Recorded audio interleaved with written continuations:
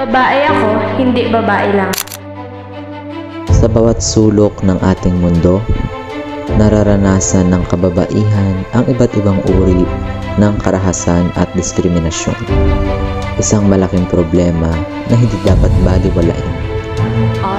Base sa mga pagbantayan na inilathala ng World Health Organization ay nagpapahiwatig na sa buong mundo humigit kumulang 1 sa 3 o 30% ng mga kababaihan ang nakakaranas ng pisikal o sexual na kaharasan mula sa kanilang kapareha o sexual na kaharasan mula sa ibang tao sa kanilang buong buhay.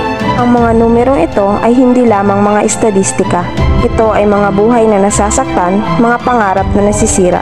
Ito ay bunga ng isang sistemang nagpapahintulot sa ganitong uri ng pang-aabuso. Ang mga bisyo, ang kawalan ng respeto, ang pagtingin sa babae bilang isang bagay lamang, ito ang mga ugat ng karahasan at diskriminasyon.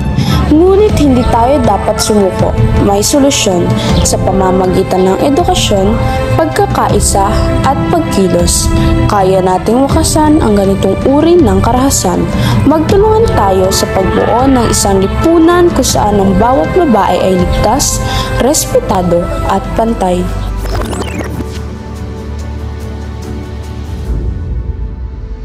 Babae ako, hindi babae lang. Sama-sama nating labanan ang pang-aabuso.